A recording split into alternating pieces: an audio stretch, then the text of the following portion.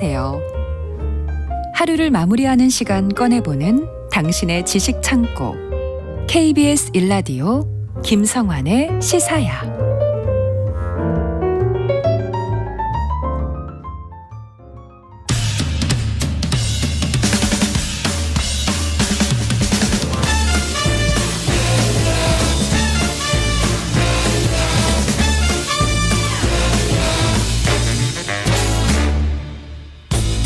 일상 속 활력을 찾아내는 시간, 무엇이든 보러 가세요. 공연 제작사랑 안영수 대표와 함께합니다. 안녕하세요. 예, 안녕하십니까. 오늘도 흥미로운 공연을 소개하기 위해서 달려온 공연 알림이 안영수 인사드리겠습니다. 네, 어떤 공연을 오늘 소개해 주실 겁니까? 오늘 소개해드릴 공연은 말이죠. 반드시 오늘은 꼭 소개해야 하는 그런 공연을 준비했습니다. 아니 뭐 안영수 대표 뭐 생일이에요? 그런 비슷한 느낌입니다. 아, 그래요? 예.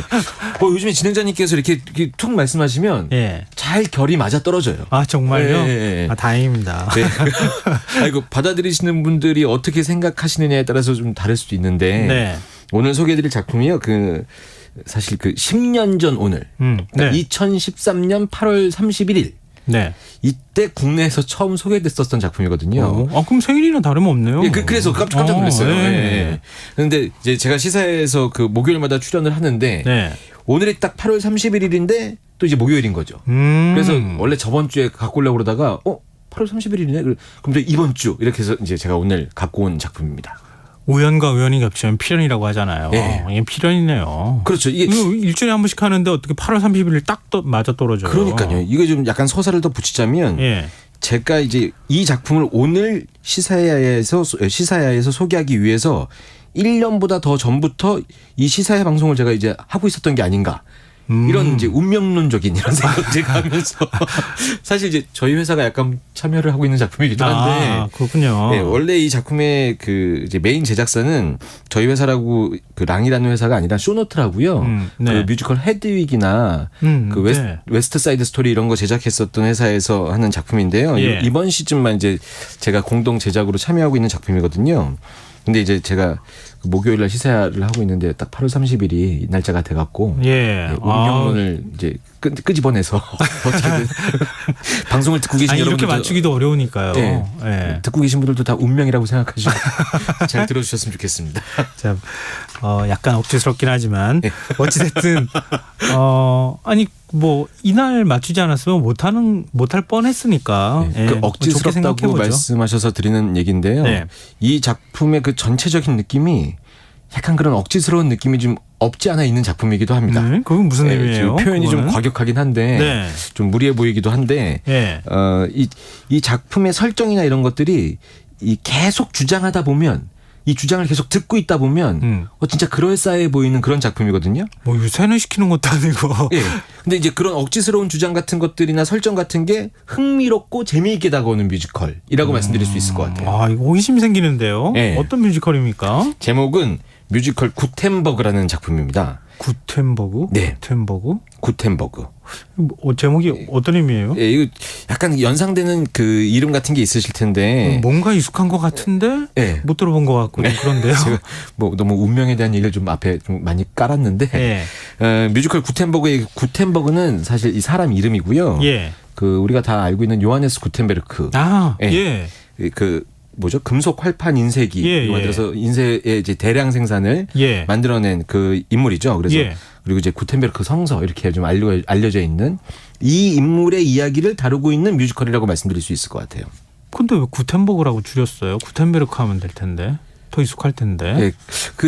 이 약간 작품의 각색을 한 건가? 설정 자체가 그렇습니다. 그럼 약간 구텐베르크의 삶을 조명한 그렇죠. 뮤지컬이에요? 삶을 조명한 이야기도 포함이 되어 있는 뮤지컬이라고 말씀드릴 수 있을 것 같아요.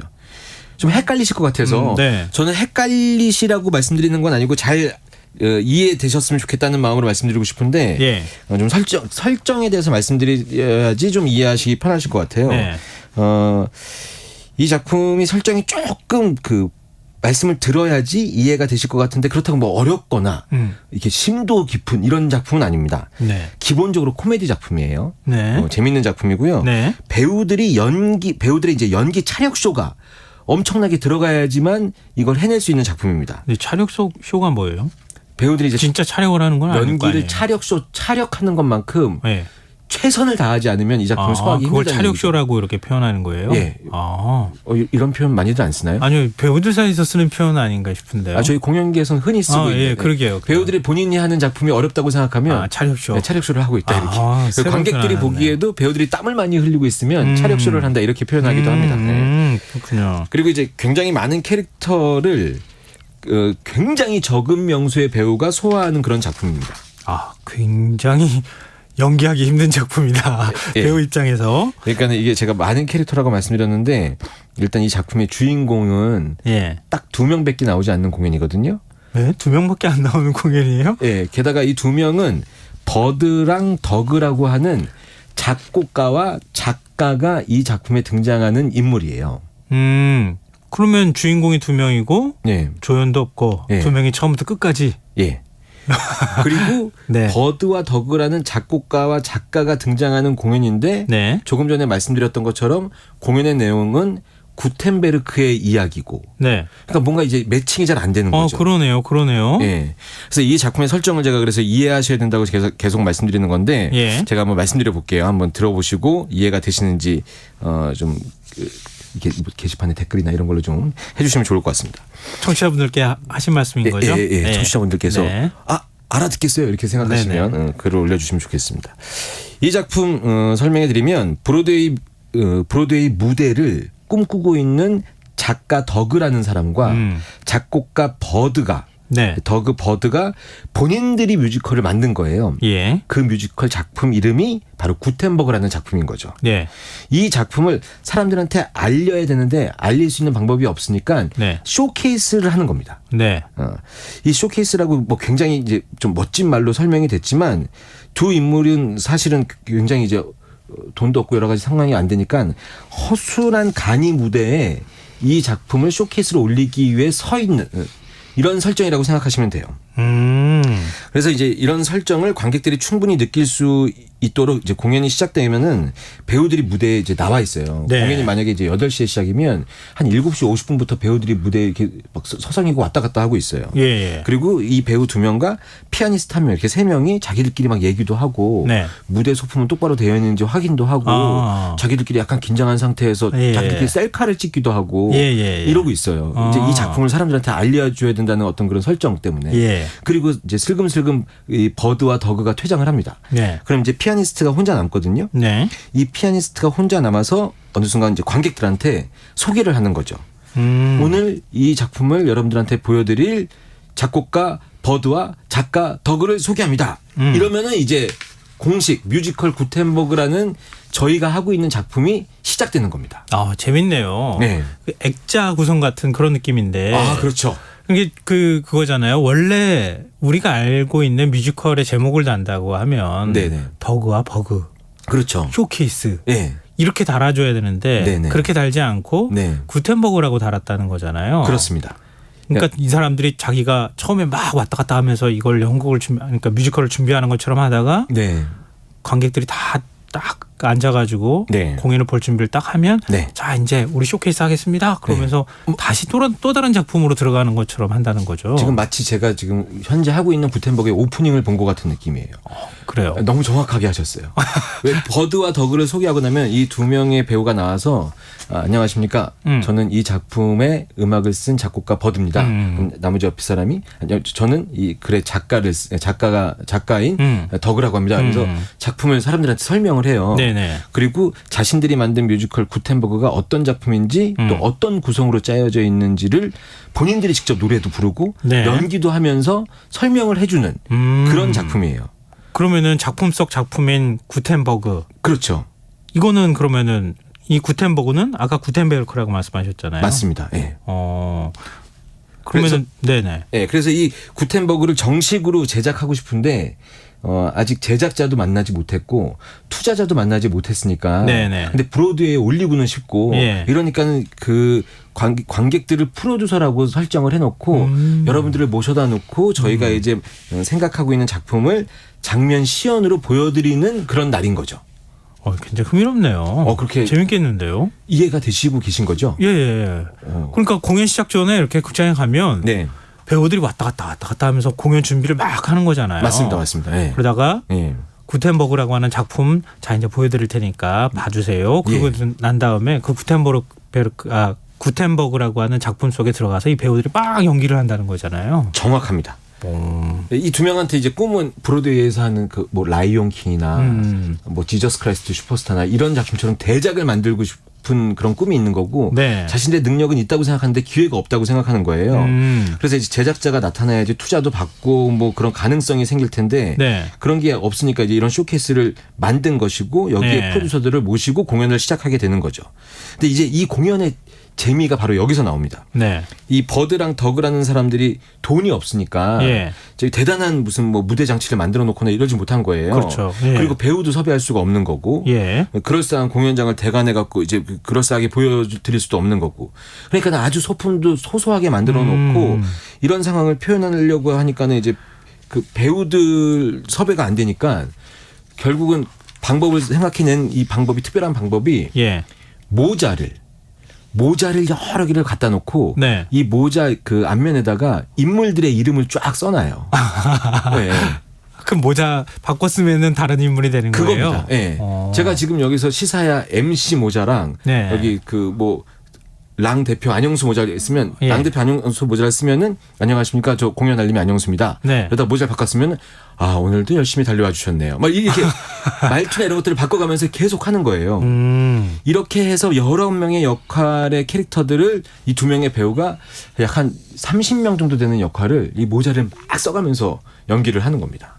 그게 아까 코미디라고 말씀하셨잖아요. 예. 그게 재밌겠는데요. 관객들이 웃음을 터뜨릴 것 같은데요. 처음에는 배우들도 약간 여유 있게 진행을 하기 시작하고 관객들도 아 저런 설정이구나 하면서 약간 하나씩 허용하면서 제가 처음에 억지를 계속 부리면 믿게 된다고 말씀드렸잖아요. 네네. 이 모자를 바꿔 쓰는 것만으로 그냥 관객들이 뭐 재밌는 설정이 이러면서 보시기 시작하다가 처음에는 좀 적응이 안 되겠죠. 그러다가 이제 배우들도 여유 있게 바꾸기 시작하면은 이제는 무슨 아기구나, 이제는 뭐 여인이구나 이러면서 받아들이기 시작해요. 네. 근데 이제 이 장면이 배우들이 해결할 수 있을 만한 모자의 개수나 이런 걸로만 되어 있는 씬이면 상관이 없거든요. 네. 근데 말씀드렸다시피 이 친구들은 브로드웨이의 대작을 만들고 싶어하는 꿈을 갖고 있는 친구들이거든요. 네. 근데 이 대작 뮤지컬이라는 게 왜 주요한 넘버 보면 때로 나와서 부르는 씬들 있잖아요. 그렇죠. 등장인물 뭐 한 15명이 나와서 부르기도 하고 앙상블이 뒤에 쫙 서 있기도 하고 이런 장면을 만들어 놓은 거예요. 근데 이런 장면을 표현하는 씬이 되면 양손에 모자를 2개씩 들고 있어도 답이 안 나오는 거예요. 그렇죠. 지금 배우가 3명인데 네. 근데 모자가 30개 있다고 했죠. 배우가 2명이고 피아니스트 배우 1명인데 모자가 30개 정도 있으니까 그럼 어떻게 해요? 이 모자를 방법은 겹쳐서 쓰게 됩니다. 겹쳐서 써요? 모자가 머리 길이만큼 높아져요. 그리고 모자를 한 커플 한 커플 벗길 때마다 노래를 바꿔 부르고 다시 주워서 쓰기도 하고 이래가면서 왔다 갔다. 심지어 생쥐 1, 2, 3, 4, 5, 6 이런 게 있거든요. 캐릭터. 그 모자를 바닥에 깔아놓고 계속 썼다 벗었다 하면서 이걸 다 노래를 부르는 거예요. 차력쇼라는 얘기가 이제 이해가 되네요. 예, 그 와이셔츠를 입고 있거든요. 실시간으로 와이셔츠가 목에서부터 배까지 젖어가는 게 눈으로 보이는 그런 뮤지컬입니다. 관객들이 아낌없는 박수를 쏟아낼 만한 작품인 것 같네요. 그리고 이 작품의 특이점은 뭐냐면 이게 그 유명한 어떤 작품에 대단한 배우들이 그게 나오는 캐릭터로 완전 빙의를 해서 메소드 연기를 보여주고 진짜 그 왜 예를 들어서 제가 만약에 시사야의 김성환이라는 사람이 갖고 있는 진행자 역할을 제가 연기로 한다고 하면 안영수라는 사람이 진행자 연기를 되게 잘했어 이렇게 표현하는 거 말고 진행자가 안영수를 연기했어 이렇게 얘기할 정도로 완전히 빙의되는 모습을 사람들이 굉장히 연기를 잘한다고 얘기하지 않습니까? 근데 이 작품의 특징은 이 구텐버그라는 공연을 연기하고 있는 버드와 더그가 배우가 아니라는 점. 그러니까 배우가 아닌 연기를 연기자가 해야 되는 거예요. 그렇죠. 그런데 자기들이 이제 캐릭터를 여러 가지 소화한다고 모자를 막 바꿔 쓰고 있으니까 완벽한 연기를 관객들이 원하지 않아요. 아, 그러네요. 네. 실수도 하고 예. 목소리도 원래 다른 역으로 내야 되는 거를 네. 잘못 내가지고 네. 막 다시 허둥지둥 하기도 하고 정신 이런 없어 거네요. 하고 네. 버드가 연기를 하고 있는데 더그가 준비가 안 된 거를 관객과 버드가 실시간으로 봐가면서 당황해 가면서 하는 이런 재미있는 것들이 자꾸 벌어지게 되는 거죠. 근데 이것조차도 연기로 다 커버가 돼야 되는데 이 설정을 관객들도 받아들이면서 즐기면서 진짜 프로듀서가 된 것처럼 예. 저 버드와 더그의 저 순수한 마음을 응원하는 어느 순간이 돼버리는 거죠.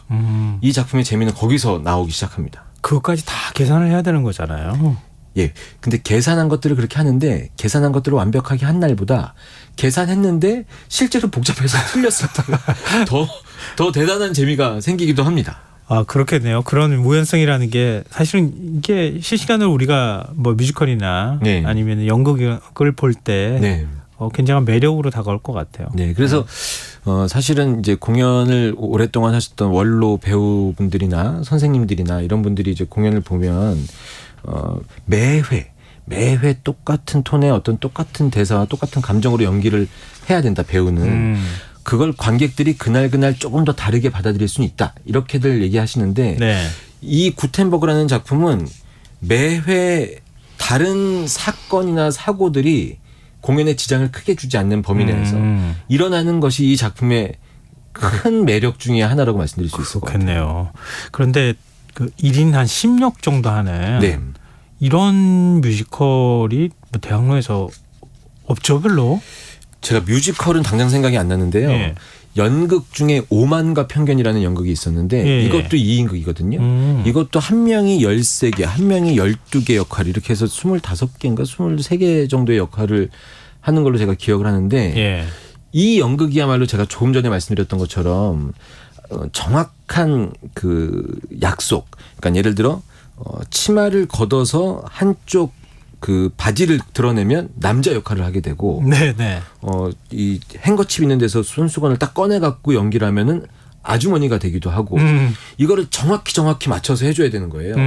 그래서 이 공연은 2막으로 이루어져 있는데 1막 때는 어떤 캐릭터는 어떤 모션을 한다. 이거를 관객들이 익히기 시작하면서 네. 자연스럽게 드라마에 몰입이 돼요. 그럼 2막 때는 이게 자연스럽게 캐릭터로 보이기 시작하면서 보이는데 이런 작품은 배우들의 실수나 이런 것들이 중간에 한번 나오면 드라마 흐름을 딱 깨지니까 그러면은 안 되니까 이 작품 배우들이 완벽한 대사 처리와 완벽한 연기를 좀 보여줘야 돼요. 근데 이제 구텐버그는 좀 다른 거죠. 이걸 너무 완벽하게 하면 작가 작곡가로 보이지 않고 배우로 보이기 시작하거든요. 그렇죠, 그렇죠. 이 작품은 이 구텐버그라는 공연을 브로드웨이에서 꼭 올리고 싶어하는 작가 작곡가로 보여야 되거든요. 그러니까 이 작품은 여기서 약간 작전상 허술함이 보여야 되는 작품인 거죠. 그래서 굉장히 인간적이기도 하고 공연장에서 그 예기치 않은 참사가 일어나기도 합니다. 뭐 어떤 참사가 일어나요? 이번 시즌의 첫날이었는데요. 네.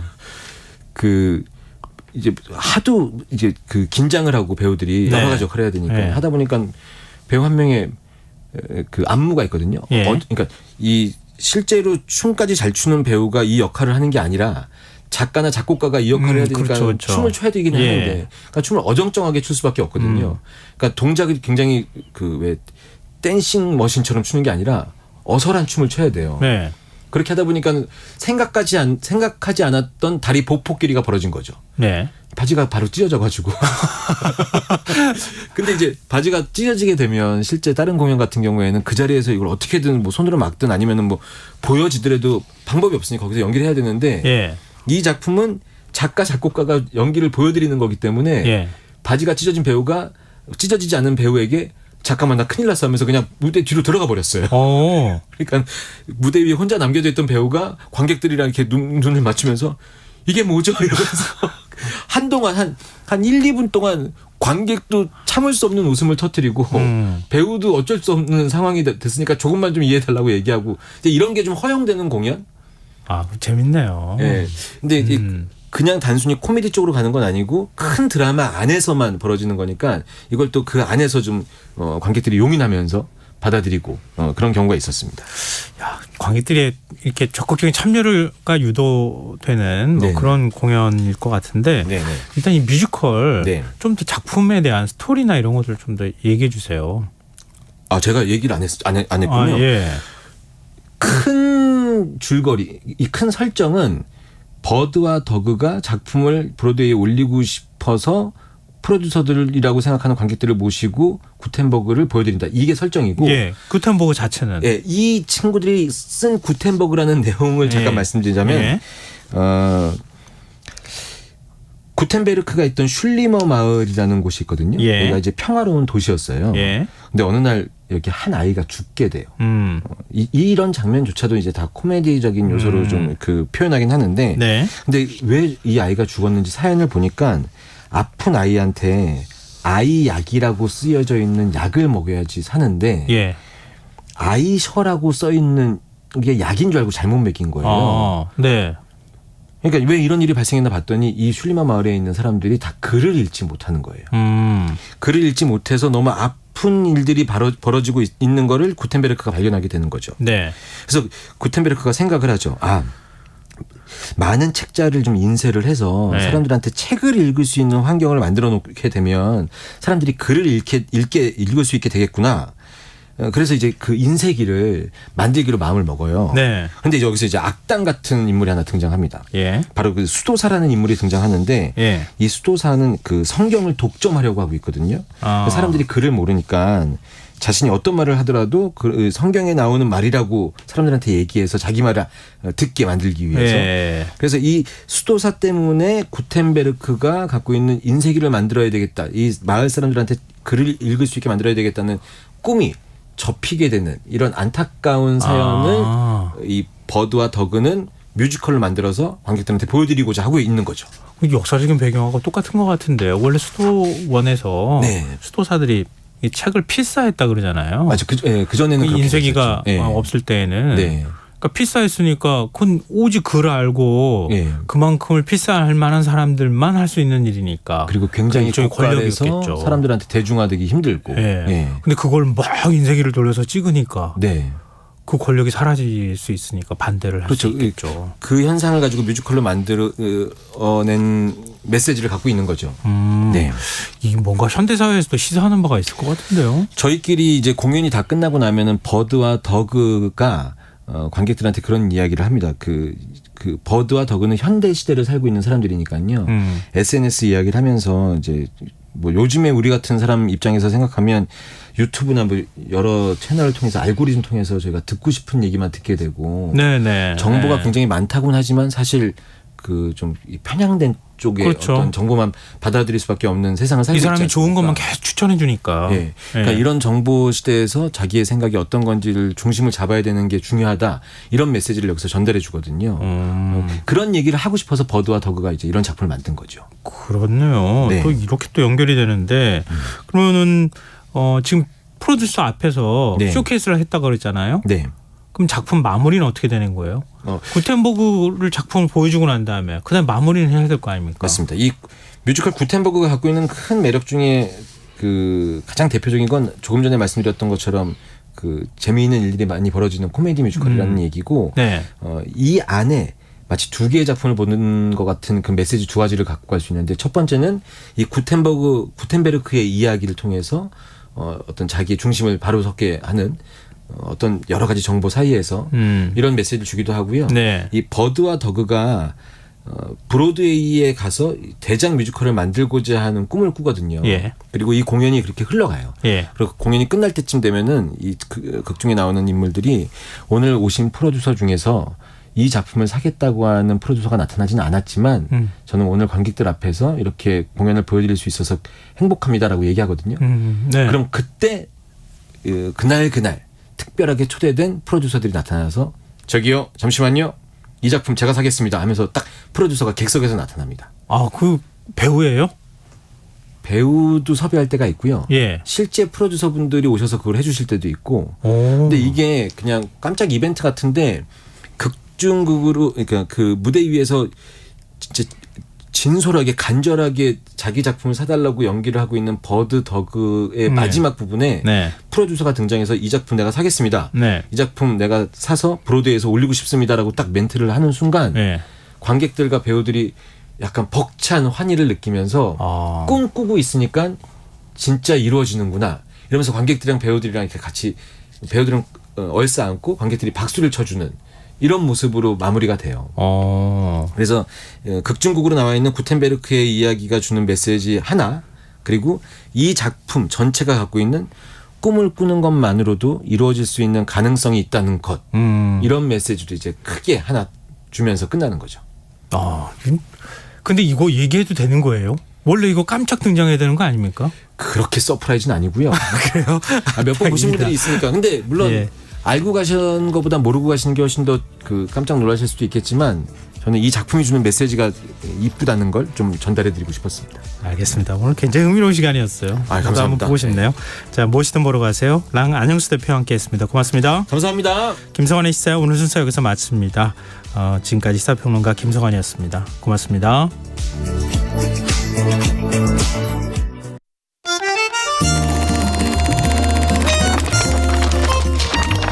강유정의 영화관, 정여울의 도서관.